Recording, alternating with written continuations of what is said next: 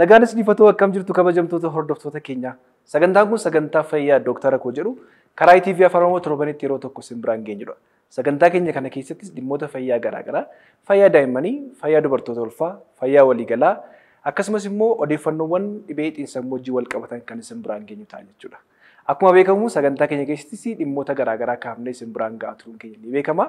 Guyyaa har'aas keessummaa tokko istiidiyoo keenyatti qabannee isiniif dhiyaannee jirra. Keessummaan keenya eenyu akka ta'e isaanumarraa dhageenye gara sagantaa keenyaatti galla jechuudha. Mee keessummaa keenya wajjin wal baraa eenyu jennuu eessarraa dhuftu?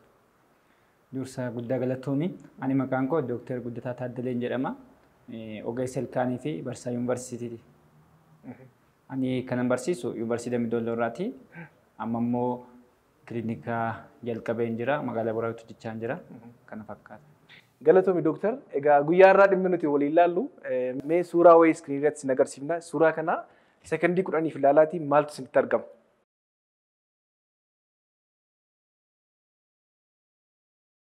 Baay'een keessan dubartii ilkaan hin qabne akka argitan ilkaan ishee gidduudha cabaadha yookiin immoo ilkaan ishee fuulduraa buqqaadha jettanii yaaduu dandeessu. Garuu akkuma arginu dubartiin kun ilkaan qofa osoo hin taane nyaara ishee tokko akka aadamee jiru agarsiisa jechuudha. Kana jechuun maal agarsiisa? Namni xiyyeeffannaan nama ilkaan namaa namni tokko yeroo kolfutti hammam akka bareedina isaa dabaluu danda'u akkasumas immoo hammam akka inni ifee mul'achuu danda'u kan agarsiisudha jechuudha. Kanaaf kabajamtoota hordoftoota keenya waa malee kan hin kaafne guyyaa irraa kan waliin haasofnu waa'ee fayyaa ilkaaniitiin wal qabate jechuudha. Dooktar Guddataanis ogeessa yookiin immoo hakiima fayyaa ilkaaniiti. Kanaaf mee dhimmoota ilkaanii gaaffii garaagaraa namoonni nu gaafatan namoonni hedduun keessan nu gaafatan kaafne kan waliin ilaallu ta'a. Hanga xumura sagantaa keenyaatti nu waliin tura. Egaa Dooktar Guddataa akkuma jalqaba irratti kaafne ilkaanii keenya faaya bareedina keenyaati. Kana qofa immoo osoo hin taane nyaata bulleessuu keessatti illee yookiin immoo nyaata hurreessuu keessatti illee gahee guddaa akka qabu beekamaadha. Mee ilkaan keenya kana bareedina qaama keenyaa kan ta'e kana wantoonni miidhuu danda'an maal fa'adha? Jalqaba ilkaan jechuun maal akka jechuudha achirraa kaasnee ilaalla. Ilkaan jechuun waan jabaataa afaan keenya keessatti argamu ta'ee kan bareedinaaf ittiin dubbachuuf ittiin nyaachuuf nu gargaarudha jechuudha. Kanaafuu ilkaan jechuun fuullee yookaan daawwitii qaama keenya irra kaaniiti. Maaliif kana yeroo jennu ilkaan keenya fayyummaa yoo qabaate waan barbaanne nyaanna, ofitti amanamummaa guddaa qabaanna. Kanaafuu qaamonni keenya biraallee nyaata fayyaalessa argatanii fayyummaa ni godhatu jechuudha. Kanaaf iyyuu dhibee ilkaanii yoo kaasnu dhibeen ilkaanii sababa garaagaraatiin dhufuu danda'a. Isaanis sababa gurguddoo afuritti qoodnee ilaaluu dandeenya. Tokko dhibee nyaatamuu ilkaanii kan jedhamudha. Innis nyaatamuu ilkaanii kan dhufu sababa nyaatota mi'aa ta'an kanneen akka kaarboohayidireetii soorachuunii fi jarmiileen afaan keenya keessatti argaman sun immoo isa fayyadamanii adeemsa fermenteeshinii jedhu gaggeessuun asiidii uumuudhaan ilkaan keenya kan nyaatamu taasisanidha. Kanaafuu inni jalqabaa nyaatamuu ilkaaniidha. Inni lammaffaa immoo balaa tasaatiin kan uumudha. Balaa tasaa jechuudha. Dhukkubbii ilkaanii bira balaa tasaa kan kun immoo balaa tasaa yeroo kubbaa taphannu balaa konkolaataa balaa garaagaraatiin kan dhufu dhibee ilkaanii isa biraadha jechuudha. Inni sadaffaa immoo dhibee foonii fi ilkaan foonii fi lafee ilkaan qabee jiru yookaan immoo foon irgaa fi lafee ilkaan qabee jiru yookaan baatee jirudha. Inni kunis sababa garaagaraatiin dhukkubsachuu danda'a. Hoorii kan jedhaman jiru waan akka halluu keelloo qabaatee jabaata ta'e ilkaan keenya irratti uumamu. Kanaafuu inni miidhaa fooniif lafee ilkaan keenya irratti fiduu danda'a. Inni biraa ooraal kaanser, kaanserii afaan keessaa kan jedhamu jira. Kun immoo kaanseriin sababa garaagaraatiin afaan keenya keessatti epiteeliyemii irraa uumamuu jira. Isaan kun immoo miidhaa ilkaan keenya irratti fiduu danda'u jechuudha. Kanaafuu dhibeewwan ilkaanii bakka gurguddaa kan afuritti qoodnee ilaaluu ni dandeenya jechuudha dhibeewwan ilkaanii jechuudha. Egaa dhibee ilkaanii maal akka ta'e bakka gurguddaa afuritti qoodnee ilaaltee nuuf kaafteetta.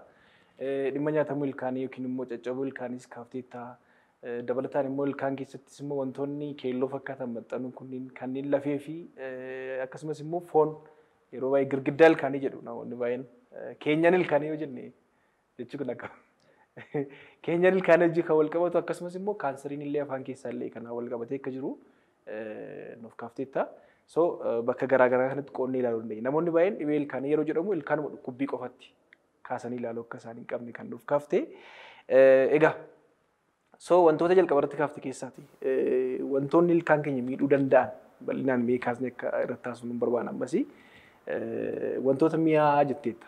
Wantoonni mi'aa kunniin namoonni baay'inaan nyaata keenya guyyaa guyyaa keessatti hin dhababan. At least shaayii dhuguun jira yookiin immoo daa'imman immoo yeroo baay'ee wantoota mi'aa jaallatu. So mee haala kamiin ilkaan keenya irratti dhiibbaa geessuu danda'a? Haala itti fayyadama keenyaati moo haala kamirraati? Gaaffii gaariidha. Wantoota mi'aa jechuun nyaatota kaarboohayidireetii ta'an kanneen akka dammaa, chookoleetii, shaayii, hagadaa, shankooraa wantoonni garaagaraa jiru bakka gabaabumatti nyaatota kaarboohayidireet koontentii of keessaa qaban jechuudha. Isaan kana yeroo soorannu ilkaan keenya gidduutti ni hafu yoo qulqulleeffachuu baanne ilkaan keenya irra ni taa'u. Kanaafiyyuu jarmooleen afaan keenya keessatti argaman immoo kan isaan fayyadamanii nyaata akka mi'aa kana fayyadamanii gara fermenteeshinii gaggeessu. Fermenteeshinii jechuun adeemsa asiidii uumuu jechuudha nyaata sana fayyadamanii asiidii uumu. Kanaafuu asiidiin sun immoo ilkaan keenya irratti effektii qaba. Maaliif ilkaan keenyi girgiddaan ilkaan keenya waan jabaataa inaamel jedhamu irraa uumameera. Inaameliin kun immoo koontentiin isaa keessaa inni tokko kaarboohayidireetii foosfeetiidha fi filooraayidii of keessaa qabu. Kanaafiyyuu asiidiin sun kaalsheemii fi foosfeetiin sun akka keessaa bahu taasisa piroosiidhaan. Kanaafiyyuu yeroo kan ilkaan keenya girgiddaan ilkaan keenya inni inaamelii jedhamu inni baay'ee jabaataan sun dadhabaa deema. Kanaafuu achumaan nyaatamaa caccabaa deeme akkasitti dhukkubbii kan nutti fidaa jechuudha. Kanaafuu nyaatota mi'aawun karaa adeemsa kanaatiin ilkaan keenya miidhuu ni danda'u jechuudha. Mee wantoonni biraa wantoonni ilkaan keenya miidharu dabalataan nyaata mi'aan alatti? Kan biraa balaa akkuma sila jennee balaan ilkaan keenya miidhuu danda'a. Maaliif namni yeroo rukutamu yookaan waan biraa irra ga'u ilkaan keenya rukutamaa ni cabaa, ni socho'aa, ni buqqa'ee bada. Kanaafuu ilkaan keenya miidhaa irra geessaa jechuudha. Kan biraa immoo horii kan jedhamu wanti halluu keelloo qabu sun ilkaan keenya irratti yeroo gaggeeffamu meekaanikaalii foon ilkaan keenyaa ni miidha. Irgii fi lafeen ilkaan keenyaa miidhamaa deema jechuudha. Kanaafuu isaan sun miidhamanii infekshinii garaagaraa ta'uu, infileemdii yeroo ta'an sana immoo ni dhiita'uu, ilkaan hin gagadhiisu, dhiita'anii ilkaan irraa faffagaachaa deemu. Kanaafuu foon ilkaanii fi lafeen ilkaanii sun nyaatamaa deemu jechuudha. Kanaafuu qaamni ilkaanii inni hidda jedhamu lafee keessatti argamu sun asii ol bahaa deema. Inni immoo jabaataa waan hin taaneef salphaatti nyaatama jechuudha jarmolee afaan keenya keessatti argamaniin. Kanaafuu kunis akkasitti ilkaan keenya miidhuu ni danda'a. Inni biraa kaanserii. Kaanserii jechuun guddina madaala waan taane qaamota bukkeessaa jiran alatti guddatu jechuudha afaan keessatti. Kanaafuu kaanserii yeroo baay'ee iskaamaa seel kaarsinoomaa kan jedhamu jira afaan keessatti kan yeroo baay'ee arraba jala bukkeedhaan kan uumamu komoniidha namoota umuriin isaanii guddataniifiin dubartoota irratti komoniidha. Kanaafuu kaanseriin kun yeroo guddachaa deemu foon ilkaanii lafee nyaachaa deema waan ta'eef ilkaan duwwaa ni ta'a. Ilkaan achumaan madaan sun ilkaan irratti akka qulqulleeffanii nu taasisa jechuudha effektii. Kanaafuu baalaansi foorsiin humni ilkaan qabee jiru illee ni hir'ata jechuudha foon ilkaanii qabee jiru. Kanaafuu haala kanaatiin ilkaan keenya miidhuu ni danda'a jechuudha. Mee kanuma wal qabatee wantoota hawaasa keessatti haasa'aman keessaa yeroo baay'ee maal jedhu wanta diilallaa agar malee yoo nyaatte ilkaan kee miidhuu danda'a. Ilkaan kee miidhaa geessisuu danda'a. Akkasumas immoo wantoota ho'aas gar malees immoo ilkaan miidhuu danda'a jedhanii yaadu hawaasa keessa gaa. Tarii yeroo ijoollummaa keenyas yeroo duriis haala akka hawaasaatti yommuu bakka bu'ees gaafadhu jechuudha. Mee wantoonni kunniin wantoonni diilallaa jedhaman kunniin ilkaan keenya dhuguu miidhuu danda'u. Dabalataan immoo haala barteetiin namoonni baay'een akkuma beekamu hawaasni keenya bartee garaagaraa kan guyyaa guyyaan gochaa oolu jira. Fakkeenyaaf qaruuraa fa'aa ilkaan hin banu. Qaruuraan sun qaruuraa dhugaatii ta'uu danda'a. Wantoonni kunniin immoo ilkaan keenya irratti dhiibbaa geessisuu danda'u. Gaaffii bareedaadha. Yeroo baay'ee waan ho'aa fi qorraa tempereecharii isaanii baay'ee gadi bu'aa fi ol ka'aa ta'e yeroo fayyadamnu ni dhageenya miirri nutti dhaga'ama miirri dhukkubbii. Kun immoo sababa maaliif ilkaan keenya keessatti tishuun narvii jedhamu ni argama. Narviin kun yeroo irritee ta'u yookaan immoo waa wayiitti dhaga'amu rifatu miira dhukkubbiin nutti dhaga'ama jechuudha. Kanaafiyyuu wantoota baay'ee ho'aa ta'anii akkuma fayyadamnee kaaneen qorraa garmalee yoo fayyadamne ilkaan keenya irratti miidhaa geessisuu danda'a. Miidhaa geessisuu danda'a. Ho'aa fayyadamne immediately qorraa garmalee yoo fayyadamne tempereecharii sana faatti ilkaan keenya kompenseet ofiin sirreessu waan ta'eef gona daabanaa wayii dhumuu danda'a jechuudha. Daabanaa inni akka infaakshin kiraakii ta'e wayiin uuma ilkaan keenya irratti. Namoota baay'ee irratti yoo argitan wanta irraan gadee ilkaan dhaabbisaan irraan gadee fakkaatutu argama. Waan akka cabaa fakkaatu jechuudha. Cabaa miti garuu sarara waan qabu jira. Sarara wayii qaba. Inni miidhaa adeemsa keessa guddachaa deemee miidhaa fiduu danda'a jechuudha. Kanaafiyyuu waan baay'ee ho'aa ta'e yookaan qorraa ta'e fayyadamnee ammas deebisnee kan biraa faallaasaa yoo fayyadamne ta'e ilkaan keenya irratti sarara cabaa fakkaatu wayii ni uuma jechuudha. Sababa jijjiirama tempireecharaa irraa kan ka'e jijjiirama. Kanaadha kun akkasitti miidhaa fiduu danda'a. Kan biraa immoo barteen jira qaruuraa garaagaraa yeroo ilkaan hin banantu jira. Kun immoo caasaa yookaan qaama ilkaan keenya keessa inaamelii yookaan immoo dentiin jedhamu miidhuu danda'a maaliif inni caba wanta jabaataa yoo ta'e iyyuu cabuu danda'a. Kanaaf barteeleen akkasii barteelee ilkaan keenya irratti miidhaa fiduu danda'an jallisuu danda'u humna nuti itti fayyadamnu irratti hundaa'e. Noormaali buqqa'uu illee ni danda'a jechuudha. Cabuu qofa illee miti buqqa'uu illee ni danda'a. Kanaafiyyuu barteelee akkasii fayyadamuu kan hin qabne hawaasni hubachuu qaba jechuudha. Ammas barteelee kana wajjin wal qabatee deemna. Yeroo baay'ee namoonni baay'een keenya hordoftoonni keenya baay'een kan hordofaa jiranis hedduun isaanii jechuu dandeenya. Qeensa isaanii yeroo itti ilkaaniin qoratan jira. Qeensa ilkaaniin namoonni baay'een qortuu qeensaa kan hin fayyadamne baay'een jiru. Ilkaan keenya yeroo takka takka gaafan kanaan dura yeroo fayyadamaa ture ilkaan kun akka adooduu wayii ta'a beektaa. Kun dhiibbaa akkamii qaba? Ilkaan barteewwan akkasii kunniin immoo ilkaan keenya irratti dhiibbaa geessisuu danda'a. Barteeleen ilkaaniin qeensa qorachuu qofa osoo hin taane quba ofiillee hodhuu yookaan immoo quba ofii afaan keessa galchanii turuun daa'imni illee xuuxxoodhaan ilkaan isaanii keessa tursanii turuun dhiibbaa ni qabaata. Akkamitti foorsiin xiqqoo ishii taate yeroo dheeraaf ilkaan keenya irratti turraan ilkaan keenya ni sochoosu yookaan immoo gara kallattii hin taanetti oofu jechuudha. Kanaaf yeroo baay'ee qeensa yeroo ittiin qorachaa deemnu humna wayii irra tursina jechuudha ilkaan keenya irratti appilaayi goona jechuudha.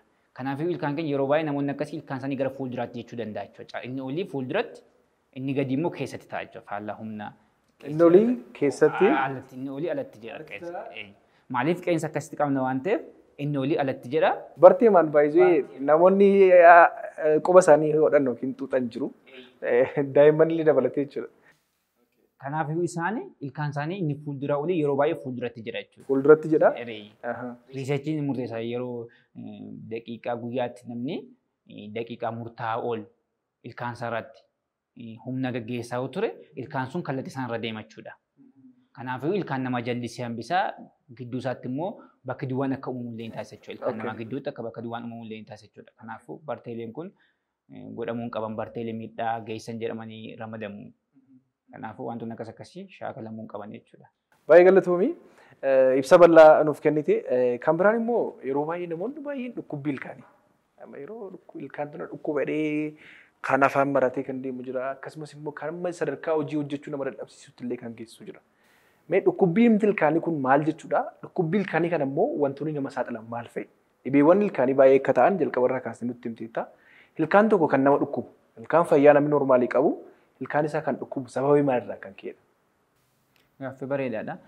Ilkaan keenya akkuma isin kaasee narvii waan jedhamu of keessaa qaba. Kanaafiyyuu caasaan ilkaan keenya haguugee jiru suni nyaatamaa yookaan miidhamaa deemee hanga narviitti dhiyaachaa deemeen narviin keenya rifatu eegala. Kanaafuu narviin keenya rifate jechuun dhukkubbii jalqaba jechuudha. Kanaafiyyuu yeroo baay'ee kan kana geessan nyaatamuu ilkaanidha. Nyaatamuu ilkaanii akka keenyatti fudhannee haasuu dandeenya jechuudha. Kanaafiyyuu yeroo nyaatamuun ilkaanii taasifamu ilkaan keenya nyaatamaa deema yoo hin yaalamne ta'e kanaafiyyuu narviitti dhiyaachaa deema jechuudha nyaatame. Kanaafiyyuu narviin salphaatti rifatu eegala jechuudha. Kanaafiyyuu wantoota qorraa ho'aa gara jalqabaa qorraa ho'aa yeroo fudhannu rifatuu jalqaba. Yericha dhukkubbii qaba. Kanaafuu isaatiin yaalamuu yoo dadhabne baakteeriyaan ilkaan keenya nyaachaa deemu sun ilkaan keenya keessa seenaa jechuudha. Kanaafiyyuu isteejii sana keessa darbee itti aansee immoo fakkeenyaaf yeroo halkan ciisan fa'aa namatti cima. Halkan yeroo ciisan dhiigni gara sammuutti fila'u ta'u. Gara sammuutti deebi'aa waan ta'eef. Yaa'u baata waan ta'eef pireedirii dhiibbaa uuma ilkaan keenya keessatti. Ilkaan keenya sun immoo caasaa jabaataa waan ta'eef humna achi keessatti dhiigaatiin dhufu sana damdamachuu hin danda'u jechuudha. Kanaafuu nama dhahataa jechuudha. Kanaafiyyuu yeroo ciisan namatti baay'ata. Kan yeroo biraa immoo halkan. Maaliif halkan kan yeroo baay'ee inni qorra waan ta'eef namoonni halkan dhukkubbiin isaaniitti cimaa jechuudha. Isteejii kanarratti. Kanaafuu yeroo baay'ee namoonni afaan isaanii cufatanii kan deeman qorri yoo gale narviin sun rifata waan ta'eef seensi godhee rifata waan ta'eef dhukkubbiin isa namatti dabalaa jechuudha. Kanaafuu dhukkubbiin kan jalqaba waan ho'aaf qorraadhaan namatti dhaga'ama. Sadarkaa sanarratti yaalamee salphaatti fayyuu danda'a. Achi yoo darbee callisee nama dhukkubuu jalqaba. Isteejiin san maaliif sa'a sanatti jarmiileen sun hidda ilkaanii keessa deemuu gahuu waan ta'eef jechuudha. Isaa booda isteejii sadarkaa ta'anitti immoo lafee keessa gaafa gahan immoo dhiita'uu ilkaanii fa'aa fiduu malaan ilkaan keessaa bu'uu jalqaba. Namoota tokko yoo argite ta'e malaan dhiitoon maddiirraa yookaan fuula irratti fa'aa qaban jiru. Dhiitoo kuni sababa jarmiileen ilkaan keessa darbanii lafee keessa deemanii karaa lafee alatti bahanii. Kanaafiyyuu sadarkaa isaanii irratti hundaa'ee dhukkubbiin isaanii fi wantoonni isaanii narbii akka rifatu taasisan garaagarummaa ni qabaatu jechuudha. Akkasitti dhufuu danda'a. So sababoonni fiduu danda'an tokko infekshinii ta'uu danda'a. Dabalataan immoo ilkaan keessoon ilkaanis nyaatamuu danda'u irraa kan keessa dhufuu danda'a jechuudha. Kan biraa immoo ilkaan rukutamee yoo yaalamuu dide. Fakkeenyaaf ilkaan keenya yeroo rukutamu narviin sun ni miidhama keessatti. Narviin sun yaala yoo hin arganne ta'e infileemdii ta'e miidhama achi keessatti. Kanaafiyyuu gurraachoofa kan eegalu jiru namoonni tokko amma ofirratti hin argu jedhee yaada kan dhaggeeffatanii booda. Ilkaan namaas yoo yaalamuu baate gurraacha'uu ni eegala jechuudha. Maaliif dhiiga keenya keessatti heemoogiloobiiniin argamu suni dikee yeroo ta'u gurraachesuu jalqaba jechuudha ilkaan keenya. Kun immoo nyaatamuu ilkaanii keessatti fida. Internal tooth resorption jedhamudha. Ilkaan keenya keessa isaanii ni nyaatama. Lafee keessatti kan argamu nyaatamuu jalqaba jechuudha. Kanaafiyyuu kunis dhukkubbii fiduu danda'a. Kan biraallee ilkaan keenya yeroo riga ilkaanii seeraa yoo fayyadamuu baanne ilkaan keenya miidhuu danda'a. Kunillee dhukkubbii ilkaanii fida. Maaliif yeroo baay'ee yeroo akkasii ilkaan keenya nyaatamaa deemu waan qorraa ho'aadhaan isaanitti dhagahama namoota akkasii yeroo baay'ee nyaatamaan qabu ilkaan isaanii afaan isaanii qulqulluudha. Garuu ilkaan isaanii nyaatamaa rigaa ilkaaniidhaan muramaa deemetu isaan dhukkuba jechuudha. Kan biraa namoonni psychological disorder dhukkuba sammuu fa'aa qaban yeroo baay'ee ilkaan isaanii warra rigaa rafu yeroo rigu waan ta'eef ilkaan isaanii rigu warra akkasiis ilkaan isaanii rigamaa deemee nyaatamaa ofii isaa warra rigee irri keessaa dhumaa deema jechuudha. Warra akkasiis qorraa hodhaadhaan dhukkubbii dhagahuu jalqabu jechuudha. Kanaafuu sababa kanaatiin kan hundaatiin dhukkubbii ilkaanii dhufuu danda'a yookaan nutti dhagahamuu danda'a jechuudha. Okay. So galatoomi waa'ee dhukkubbii ilkaanii ilaalchisee ka'umsa isaatii fi akkamitti akka inni ka'uu danda'u nuuf kaasteetta. Mee dhukkubbiin ilkaanii kun immoo namoonni baay'een waan garaagaraa yeroo godhan argina. Sababa dhukkubbii ilkaanii kana wajjin wal qabate yaaliidhaa fi tradishinaali kan itti wantoota baala fa'aa kan itti cobsan jiru. Kaan immoo waan garaagaraa kan fayyadaman jiru. Fakkeenyaaf amma akka aadaatti ilkaan sana dhukkubbii sana hambisuudhaaf fooyyessuudhaaf fi mala aadaa kan fayyadaman jiru. Mana yaalaa immoo kan deemanis immoo jiru. Akkasumas immoo deemanii ofuma isaaniitiin qoricha kan fudhatanis jiru. Mee akka ogeessa hakiimaa ilkaanii tokkotti namni tokko ilkaan isaa yoo dhukkubee dhukkubbiin ilkaanii yoo itti dhagahame maal gochuu qaba? Akkasumas immoo mana yaalaa yoo dhufe immoo yaaliin godhamuuf yookiin immoo qorannoowwan godhamanii qorannoo akkamiiti? Namni tokko jalqabaa dhukkubbii ilkaanii yoo isatti dhagahamu dursa ogeessa ilkaanii haasofsiisuu qaba. Maaliif sadarkaa jalqabaa sanatti salphaatti yaalamee fayyuu fi danda'a.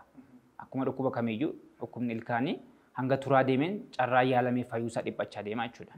Kanaafiyyuu akka uummanni yeroo baay'ee qoricha liqimsuu waan garaagaraa godhu kuni ilkaan keenya yeroo jalqaba dhukkubbii jalqabu nu dhukkubaa nu dhiisa ofiisa. Garuu akka carraa isaan qoricha fayyadamanii sanni dhiisuu irra yeroo gahan akka carraa qorichichatu waan isaan dhiisisa.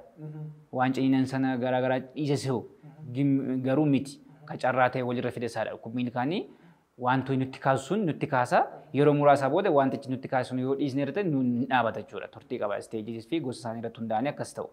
Kanaafiyyuu jalqabaa yeroo isaan dhukkubu ogeessa ilkaanii bira deemu ogeessi ilkaanii ilaalee kan investigeeshinii barbaadu yoo ta'e qorannoo barbaadu yoo ta'e qorannoo akka raajiin jira. Raajii kan ilkaanii jira akkuma qaama kamiiyyuu jechuudha. Raajii kan ilkaanii jira qorannoo qorraa ho'aadhaan illee kan taasifamu jira.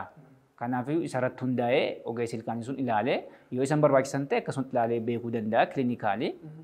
Yoo isaa ol ta'e immoo raajii fi qorannoo biraa irratti hundaa'ee adda baasee yaalamuu danda'a. Kanaafuu jalqaba yeroo deeman yaaliin guutuu jedhamu jira.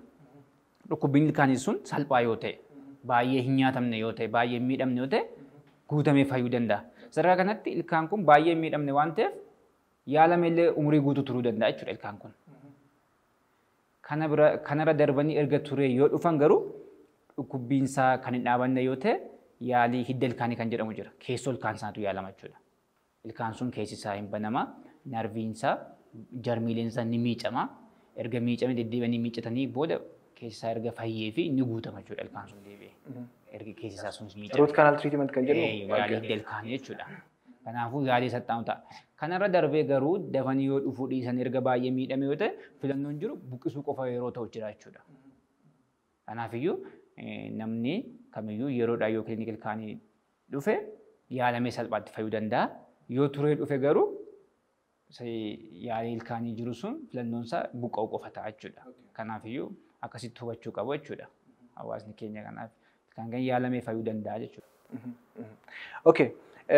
Jalqaba irratti wantoota baay'ee wajjin kan kaafte keessaa tokko kubbii ilkaanis ta'e infekshinii ilkaanis wantoota garaagaraa wajjin wal qabatee qulqullinni ilkaaniif afaan keessaa kan jedhu kaasteetta. Yeroo baay'ee namoonni baay'een ilkaan isaanii qulqulleeffachuudhaaf waan garaagaraa fayyadamu. Fakkeenya yoo kaasan namoonni tokko tokko kan rigaa fayyadaman jiru. Rigaa jechuun mukarraa kan fayyadaman jiru. Dabalataan immoo kaan immoo kanumti kasala beeka yeroo ijoollummaa kun nuti illee fayyadamaa turre waan ta'eef. Ilkaan keenya akka addaasuuf jennee illee kasala yeroo itti rignee istiil hangammaatti namoonni fayyadaman jiraachuu danda'u. Kasala fa'aa kan qulqulleeffatan jiru. Dabalataan immoo even amma burushii malkaanii yoo ilaalle mataa isaallee dhimma kanarratti baay'ee uummataaf ibsuu qabna waan ta'eef haalumti itti fayyadama keenyaa fi guyyaa nuti frequently nuti fayyadamnu illee ilkaan keenya dhiibbaa akka qabu gama fayyaatiin jira. So mee qulqullina ilkaanii akkamitti eeggachuu qabama? Lammaffaan immoo burushii ilkaanii namoonni fayyadaman jiru. Burushii ilkaanii namoonni fayyadaman haala kamiin fayyadamu? Haala kamiin even akkaataan nuti ilkaan keenya argannu illee ilkaan keenya fayyummaa ilkaan keenya murteessaa waan ta'eef mee kanarratti maal jetta? Kun gaaffii bareedaaf ka'uu qabudha. Jalqaba qulqullina afaan keenyaa fi ilkaan keenyaa eeggachuun baay'ee nu fayyada. Kanammoo akkamiin eegganna yoo jenne jalqaba ilkaan keenya guyyaatti si'a 2 ganamaa fi galgala rigachuu qabna jechuudha. Burushii ilkaanii yookaan rigaa ilkaanii ammayyaawaa ta'e kan faarmaasii kamiyyuu argamu binnee isaatii fi saamunaa ilkaanii fayyadamnee ilkaan keenya rigachuu qabna ganamaa fi galgala. Kanaafuu yeroo rigannu burushiin ilkaanii fiixi isaa gosa 3 jiru. Jabaataa, laafaa fi giddu galeessa kan ta'e jabinni isaanii. Kan baay'ee laafaa yoo fayyadamne irra nuun kaasuu dhiisuu danda'a. Jabaataan immoo ilkaan keenya irratti miidhaa fiduu danda'a fooniif ilkaan keenya. Kanaafuu isa giddu galeessaa fayyadamne yeroo fayyadamnu sana rigaa ilkaanii sana qabannee digirii 45.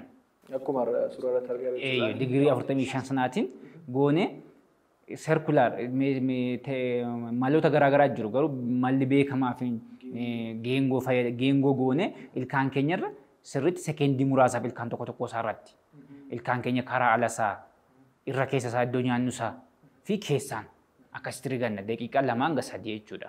Daqiiqaa 2 3 ilkaan gara fuulduraa keessaan garuu vertikaal kan ta'e irraan gadi asii olitti akkasitti rigachuu qabna jechuudha. Kan irraammoo asii gadi jechuudha. Karaan irraa kanaaf warri kaan geengoo sana fayyadamnee guyyaatti si'a 2 saamunaa ilkaaniidhaan saamunaa ilkaanii filooraayidii qabu. Filooraayidii toothpaste isa ta'uu qaba jechuudha. Filooraaydiin ilkaan keenyaaf faayidaa qaba waan ta'eef. Kanaafuu isa fayyadamnee rigachuu kan biraa immoo guyyaatti akka filoosingii kan jedhamu jira. Suuraa irratti akkuma argitanii filoosingii jechuun wanta qal'aa ilkaan keenya gidduurra kan baasu jechuudha. Maaliif rigaan ilkaan gidduun seenu waan ta'eef isa fayyadamnee isaatiin guyyaatti si'a takka fayyadamuu qabna. Kana qofaallee miti arraba keenya illee irraa rigachuu qabna jechuudha. Ilkaan qofaallee miti arrabni keenya illee jarmiilee garaagaraa qaba waan ta'eef. Nyaata achirratti kufama baay'inaan iyyuu. Namoonni baay'een ilkaanuma qulqulleeffatu godha arrabaan qulqulleeffata waan ta'eef. Kanaafuu arraba keenya illee qulqulleeffachuu qabna jechuudha guyyaatti si'a 2 daqiiqaa 2 hanga 3tti akkasumas illee rigaa ilkaanii ji'a 3 jijjiirachuu qabna. Kan biraa immoo waggaatti si'a 2 yoo xiqqaate waggaatti si'a 2 ogeessa ilkaanii bira deemnee ilkaan keenya cheekaap goosifannee kan miicamu yoo ta'e miicisiifachuu ilaalchisne. Maaliif horiin waan jabaataan sun girgiddaa ilkaanii irratti argamu sun rigaa ilkaaniitiin hin gadhiisu. Kanaafuu maashiniitiin kilinika ilkaaniitti ogeessatu namaaf miica jechuudha. Kanaafuu akkasitti qulqullina afaan keenyaa fi ilkaan keenya eeggachuu ni dandeenya jechuudha. Galatoomi dooktar. Kan itti aanu namoonni baay'een gaaffii yeroo baay'ee dhimma ilkaanii wal qabatee gaaffii maal gaafattu jennee yeroo gaafannu gaaffii isaan nu gaafatantu jira. Ilkaan koo yeroo rigadhu ni dhiigaa kan jedhan jiru. Kaan immoo akkasumaan ganama yeroon koo ilkaan koo ni dhiigaa. Yeroon foddidda ilkaanittis bu'u immoo hin dhiiga kan jedhu immoo namoonni baay'een gaaffii hedduus gaafatu. Mee dhiiguu ilkaanii kana yeroo isaan rigatan akkasumas immoo yeroo itti bu'anis ta'uu danda'a. ganama yeroo ribarraa ka'an maal sababa irraa kan kee kan dhufuu danda'u dhiiguun ilkaanii kuni ilkaan kun akka hin dhiigneef immoo maal gochuu qabu yaaliin isaa immoo maali? Gaaffii gaariidha. Dhiiguun foon ilkaanii kan dhufu sababa waan xuraa'aa ta'e horii kan jennu jechuudha. Waan halluu keelloo qabu suni ilkaan girgidda ilkaan keenya irratti yeroo argamu miidhaa geessa jechuudha. Maaliif foon ilkaan keenyaa ni tuttuqaa, lafee ilkaan keenyaa ni tuttuqaa, wantoonni garaagaraa irra taa'u foon keenya miidhu jechuudha. Kanaafuu foon ilkaan keenya ni rifata. Yeroo rifatu ni dhidhiita, ni kulkula jechuudha. Yeroo dhidhiita'u ni diddiimata yeroo baay'ee. Kanaafuu akkas ta'etu infektidii ta'e jechuudha. Baakteeriyaadhaan miidhameera. Kanaafiyyuu salphaatti dhiiga jechuudha. Kanaafuu kuni isteejii isaa irratti hundaa'ee jalqaba yeroo rigannu nu dhiigu jalqaba. Gara jalqabaa yeroo jalqaba kuufamu yeroo rigannu qofa nu dhukkuba ni dhiiga. Akkuma horiin sun dabalaa deemeen isteejiin dhukkubbii foonii fi lafee ilkaanii sana lafee ilkaan baatu sana dabalaa deema jechuudha. Kanaafuu akkuma isteejiin sadarkaan isa dabalaa deemeen lafumaa kaayyuu dhiiguu danda'a. Isteejii isaa irratti hundaa'e. Kanaafuu namoonni tokko tokko amma yeroo kiliinikii kan dubbisanii akkatti wantoota tokko akka nyaannu hin qabnu lafaa keenyu dhiigaa jedhu. Kun sababa akkas ta'eef jechuudha. Kanaaf horii qabuuf jechuudha. Parsantii 99 ol akkasi. Kanaafiyyuu akkas ta'a. Kan biraa dhiiguun kan dhufu yeroo baay'ee namoonni rakkoo dhiigaa ititu taasisu kan qaban pilaatileetii akkasii kan qabanis ni jiraatu. Kan biraa yeroo wayita ulfaa. Qulqullinni ilkaanii kun jiraachuu danda'a yeroo ulfaa ni jiraata. Kan biraa immoo qulqullinni sun kan dhufu qorichoota biraa. Qoricha dandeettii qaamaa gadi buusu kan fayyadan akka saayikiloosporiinii. Qoricha dandeettii dhibee ofirratti qaama keenya kan gadi buusan. Nuusanpireezaantii saayikiloosporiinii. Qorichoota antidipireezaantii fudhataman kanneen akka fentooyinii fa'a. Isaan kun illee foon ilkaan keenya akka dhiita'uu fi akka dhidhiigu taasisu jechuudha. Sana qofa miti jechuudha. Kanaafiyyuu kana ogeessi ilkaanii sun adda baasee qoricha kana fudhannee isaaniifiin horiin sun argamuu irratti hundaa'ee adda bahee yoo horii tasaa ta'e yaaliin isaa ilkaan sun ni miicama jechuudha. Miicoo jechuun horii sana gadhiisisu jechuudha. Waan akka keelloo sana. Waan jabaataa sana yeroo baay'ee namoonni ilkaan isaanii waan cabee isaanitti fakkaata yeroo irraa kakka'u. Kanaaf hin dhufan akka ilkaan itti yaadu waan jabaataa waan ta'eef akka ilkaan itti yaadu. Kanaaf hin dhufani. Kanaaf waan sun irraa gadhiifama yeroo kana foon ilkaaniif lafeen ilkaanii ni fayya. Turtii guyyaa 5 hanga guyyaa 10 booda ilkaan isaanii foon isaa ni fayya, dhiiguun ni dhiisa, hammi isaanii xiqqaata. Isa dura ilkaan gadhiisee ilkaanitti illee ni deebi'a jechuudha. Kanaafuu yaaliin isaa ilkaan miiccachuu hydrogen peroxide keemikaala jedhamu 3% isaallee afaanitti lulluuqqachuun baay'ee bareedaadha. Yoo noormaalii akkasa miicuu ta'uu baate illee guyyaa muraasaaf nama dhiisisaa jechuudha. Kanaafuu yaaliin isaa ilkaan miiccisiifachuu fi hydrogen peroxideedhaan qulqullina afaanii fi eeggachuudhaan ni dhiisa jechuudha. Galatoomi. So kan biraani taatee na mudateedha waan ta'eef yeroo tokko yeroo yuunivarsiitii jiru barataa yuunivarsiitii yeroo taatu barumsi meedikaalaa immoo akkam akka ta'e beektaa. Guyyaa tokko akka tasaa nyaata sun nyaadduun lafeedha ishee ilkaan koo cabaasa arge. Ilkaanuma caccabe. So ilkaan koo kun banaadhaaf tokko banaadhaaf jechuu barbaadeeni. Mee wantoonni caccabuu ilkaanii yeroo takka takka akkasumaan namoota baay'een beekan ilkaan isaanii kan akkasumaan cabu. Caccabuu ilkaanii, urachuu ilkaanii wantoonni namatti fidan maali? Akka ilkaanni keenya caccabneef yookiin akka duraanneef maaltu godhamuu qaba? Yaaliin isaa maal fakkaata? Caccabuu ilkaanii kan fidan wantoota garaagaraa afurtu jiru. Tokko qulqullina afaanii gadi bu'aa fuudhuudhaadha jenna. Kana jechuun qulqullina afaan keenyaa gadi bu'aa yeroo inni baakteerii jarmooliin garaagaraa nyaanni garaagaraa ilkaan keenya irra taa'u isaan kun immoo nyaatamuu ilkaanii fidu jechuudha. Inni lammaffaa goga afaanii diraay maawuz joogireen sindireem kan jedhamu jira. Isarraa diraay maawuziin jira. Gogni afaanii ni jiraata. Goga afaanii jechuun gorora hin qabnu jechuudha. Hancootni afaan keenya keessa jiru maddu ni xiqqaata jechuudha. Kun immoo ilkaan keenya akka hin dhiqamne taasisa.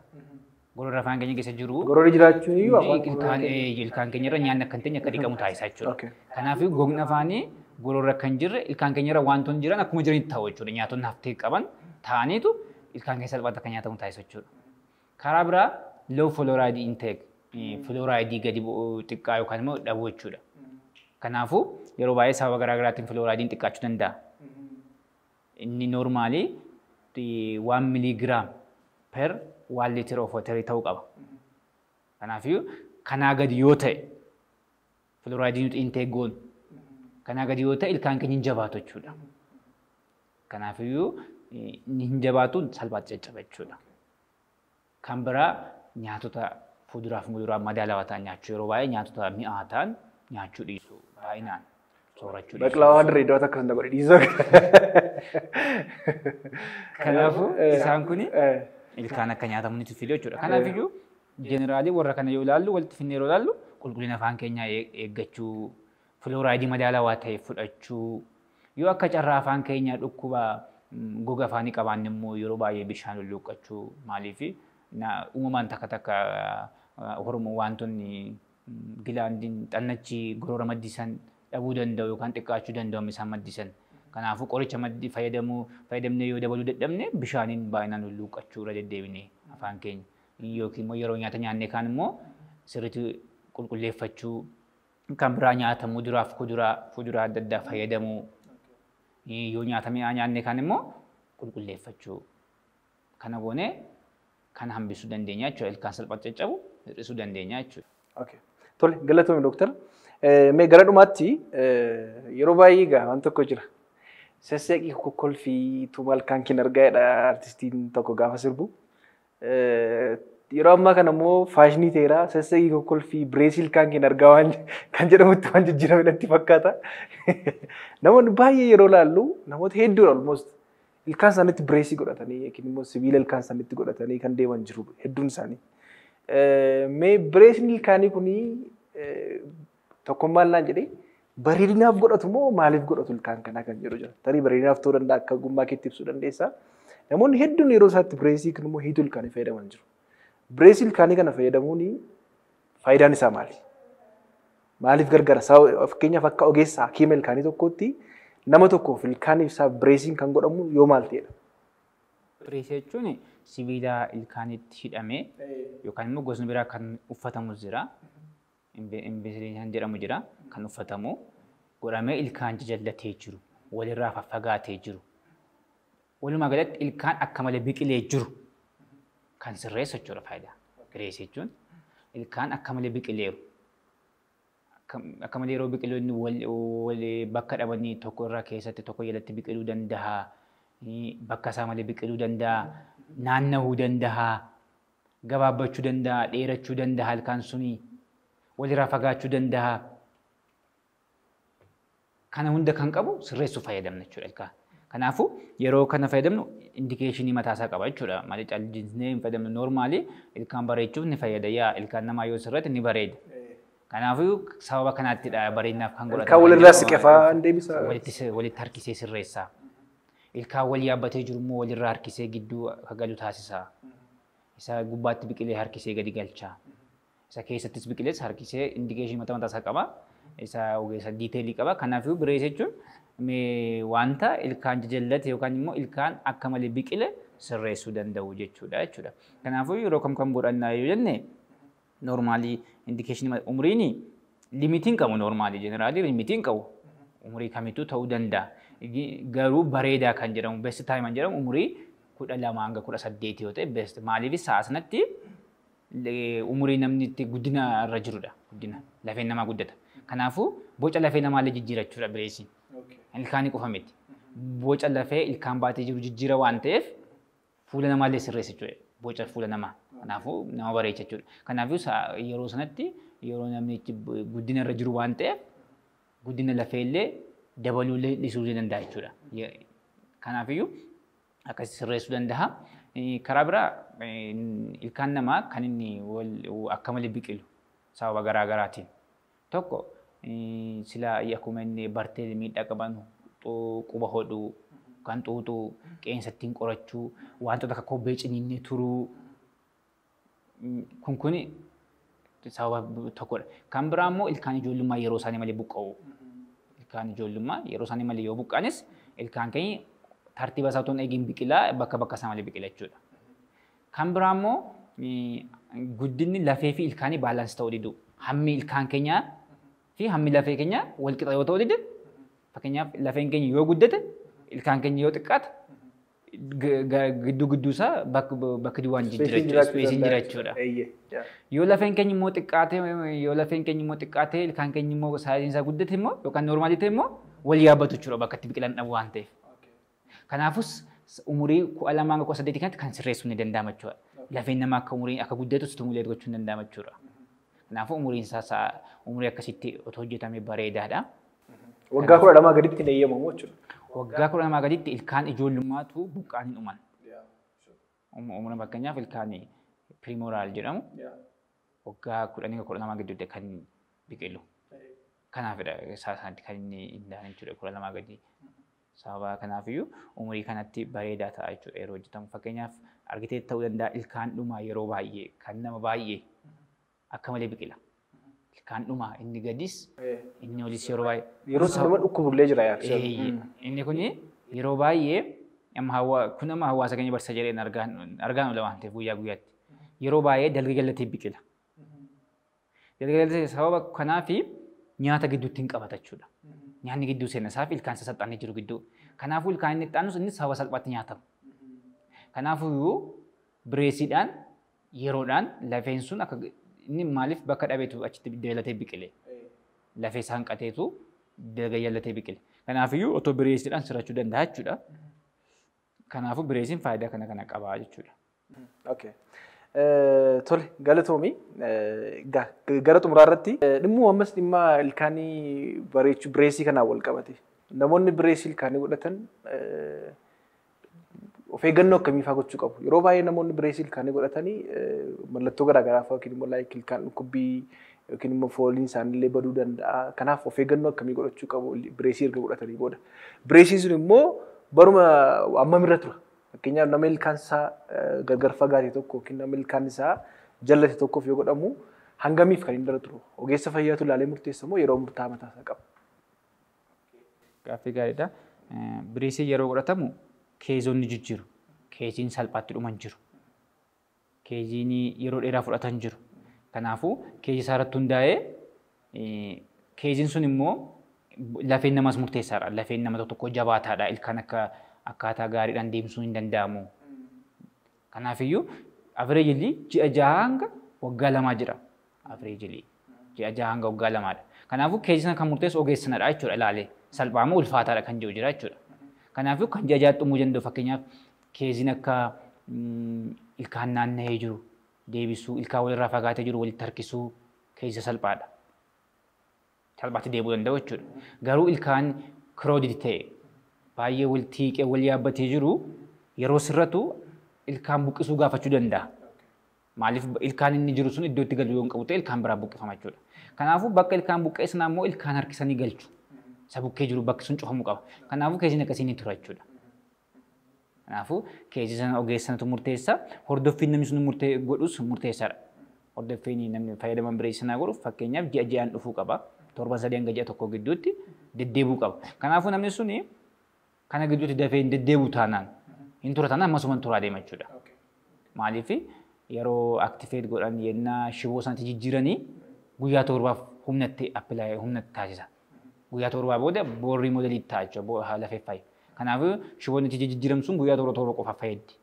Kanaafuu hammuma namichi ji'a 6 dhufe beellaminsa seeraan dhumuuf danda'a jechuudha.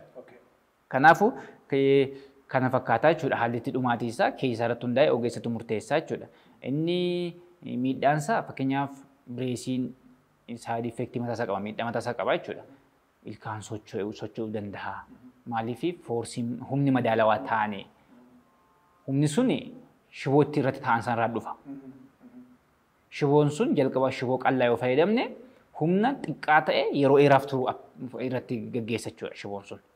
Kanaafuu sochii ilkaan sana barbaadame irratti hundaa'etu humni sun irra ta'a jechuudha. Humni sun irratti gaggeeffama jechuudha. Humni sun immoo eessaa dhufa shiboo sanarraa hundi. Kanaafiyyuu yoo shiboo akka malee fayyadaman ilkaan namaa sosocho'uu danda'a. Buqqa'uus danda'a. Kanaafiyyuu of eeggannoo barbaachisaa jechuudha. Of eeggannoo tokko ogeessuun beekuu qabaata jechuudha waa'ee bireesii sanaa jechuudha. Yeroo kam shiboo qal'aan fayyadama yeroo kam shiboo furdaan fayyadama jedhee beekuu qaba jechuudha. Kan biraa immoo namoonni bireesii fayyadaman sun wantoota balaarra nama geessan of eeguu qabu. Fakkeenyaaf kubbaa taphachuu, dorgommii ispoortii tokko tokko maaliif bireesii fayyadamanii wal qabatanii ilkaan namaa cabuu danda'a, buqqa'uu danda'a maaliif walitti hidhamanii jiru waan ta'eef fakkeenyaaf yeroo biraa nam tokko too rukutamee ilkaan tokko isa buqqa'u yeroo bireesii ilkaan lama sadii buqqa'uu danda'a wal faana jechuudha. Maaliif walitti hidhamee jira waan ta'eef foorsi sana walitti foorsi normaali reezistis gochuu danda'u hammasuma walitti dabarsanii hammasuma salphaattis miidhamuu danda'u jechuudha. Kan biraa qulqullina isaa eeggachuu qabu. Maaliif nyaanni salphaatti keessa taa'a, keessa gala baasuun hin mijatu, diskomfortii qaba, peenii fakkeenyaaf foorsi yeroo appilaayi ta'u akkuma isin jedhatu hundaa'e haala shiboo isaanii irratti hundaa'e foorsiin appilaayi ta'u jiru. Kanaafiyyuu humni sun dhukkubbii fiduu danda'a jechuudha. Kanaafuu namoonni bireesii godhatan ispoortii garaagaraa irraa of qusachuu, qulqullina isaa sirriitti eeggachuu, hordoffii isaanii yeroo yeroodhaan godhachuu. Maaliif hammuma yeroon isaa dheerachaa deemeen edda bireesiin irraa bahee booda lafeen isaa miidhamuu yookaan immoo sosocho'uu danda'a jechuudha. Kanaafuu namoonni bireesii fayyadaman haala kana ogeessaanii waliin sirriitti haasa'uu fi dursa yaalii tiriitmentii pilaanii irratti adda baafatanii yeroo hammamee dhumuu danda'a, yeroo kam ta'uu danda'a adda baasanii beekuu qabaatu jechuudha. Baay'ee galatoomii dooktar. Xumura irratti daa'imman yeroo baay'ee yeroo ilaalu ilkaan isaanii gugurraachee kan irraa dhumu jira. Daa'imman waggaa 5, 7, 13, 12 namoonni baay'een kan jedhanii sababii waan mi'aa baay'isaniif kan jedhu kan kaasan jiru. Akkuma jalqaba jenne immoo waan mi'aa nyaachuutu dhiibbaa qabaa osoo hin ta'in erga nyaannee booda wanti qulqulleeffachuu dhabuu kan jedhu kaaftee turte. So mee daa'immaniif maatiin maal gochuu qabu? Fayyaa ilkaan isaaniitiif maaliif ilkaan isaanii ijoollummaatti qabachuu qabu waan ta'eef ilkaan isaanii akka miidhamnee fi akkuma argaa jirtan ilkaan daa'imman kanaa ilaaluun ni danda'ama. Daa'imman kun ilkaan isaanii kan gugurraachee jira, kan caccabe jira. Daa'imman kan irraa adda kan isaan godhu jechuudha. So dhaamsa akkamii maatiif dabarsuu barbaadda? Dabalataan immoo maal gochuu qabu? Daa'immanii waggaa 6 hanga waggaa 2 gidduutti ilkaan daa'imummaa yookaan immoo ilkaan ijoollummaa biqilchu. Waggaa 6 hanga waggaa 2 Kanaafuu kana keessatti ilkaan 20 biqilchu jechuudha. Kanaafuu yeroo ilkaan daa'imummaa biqilchanitti maatiin of eeggannoo gochuufii qabu. Of eeggannoo akkamii? Fakkeenyaaf yeroo otoo xuuxxoo hodhanii yoo ciisan yeroo baay'ee daa'imman ittiin raffisu maatiin tokko tokko. Inni miidhaa qaba ilkaan sana kan nyaatamu taasisa. Kanaafuu xuuxxoo otoo hodhanii ciisuun qaban daa'imman yookaan immoo afaan isaaniitti baatanii ciisuun qaban. Kanaafuu maatiin isaanii hordofanii daa'imman xuuxxoo maaliif nyaanni sun yookaan immoo aannan sun afaan isaanii keessa taa'aa waan ta'eef gaarii miti jechuudha.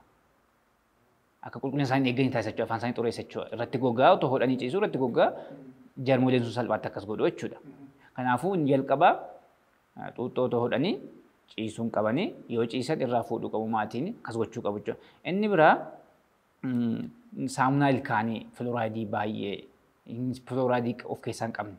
Amma waggaa 5tti ispeeshaalii amma waggaa 5tti maaliif daa'immanii filooraayidii liqimsuu danda'u waan ta'eef miidhaa isaan irra geessu waan ta'eef saamunaa ilkaanii filooraayidii of keessaa hin qabne maatiin ofiillee riguufii qabu jechuudha. Qulqullina ilkaan daa'immanii yoo ijoolleen eeggatan ta'e ofii riguullee qabu. Kan kanaachi yoo isaan rigatan biratti turuufaa qabu, hordofuu qabu. Maaliif daa'immanii saamunaa ilkaanii sana liqimsuu qabu.